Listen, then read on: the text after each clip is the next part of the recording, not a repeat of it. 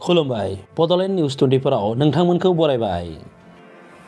दिनै 27 जानुवारि 2022 दिनैनि खालारावनो बिटिआर गोजोन गोरोबथाया जादोंमोन। थांनाय 2020 मायथाइनि 27 जानुवारि खालारावनो गोदान दिल्लीयाव गोरोबथाया जादोंमोन। भारत सोरखार, आसाम सोरखार आरो एनडिएफबिनि मोनब्रै हानजा दुलाराय बर' फरायसा आफाद आरो इउबिपिअनि गेजेराव। आसाम आरो बिटिसि सोरखारा साखी महरै बे गोरोबथायाव सागान होदोंमोन। दिनै बिटिआर गोरोबथा सानखौ बिटिसिनि मावख'जों लोगोसे बिटिआर हालामनि सोरखारि मावख', फसंथान आरो फरायसालि फरायसालिमाफोराव फालिनायनि जोंनिसिम खौरां सफैदों।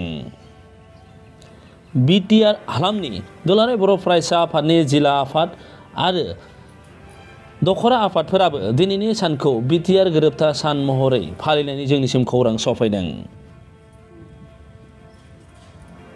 चिरां जिल्ला काजलगाव नोगोर आफादनि सिङाव थानाय गोजोनपुरियाव थानाय सोरां बर' गुदि फरायसालि आरो सोरां बर' गेजेर फरायसालियावबो बिटिआर गोरोबथा सानखौ माहारियारिनि फिरफिला बिरहोनानै फालिनाय खौरां सफैदों।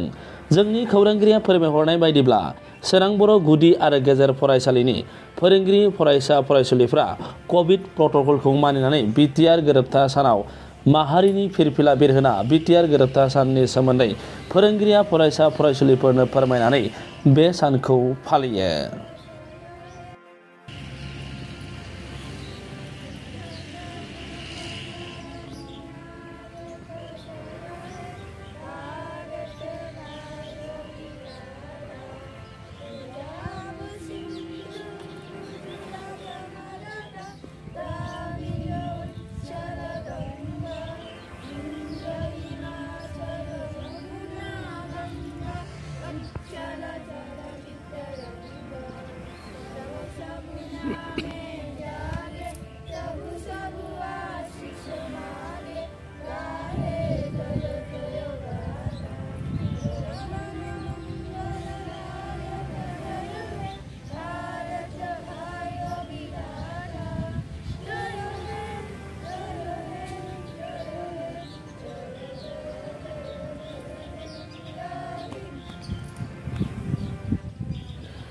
बिटिआरनि मोनब्रै जिल्लायावबो दिनै गुबुन गुबुन जायगायाव बिटिआर गोजोन गोरोबथा सान फालिनाय जोंनिसिम खौरां सफैदों।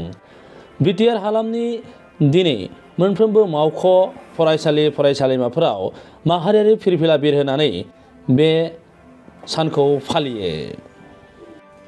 मख'नो गोनांदि बिटिसिनि गाहाय मावफुं सोद्रोमा प्रमद बर'आबो बे गोजोन गोरोबथायाव सागान होदोंमोन। बै समाव बिथाङा दुलाराय बर' फरायसा आफादनि सासे आफादगिरिमोन, सासे गोख्रों दैदेनगिरिमोन।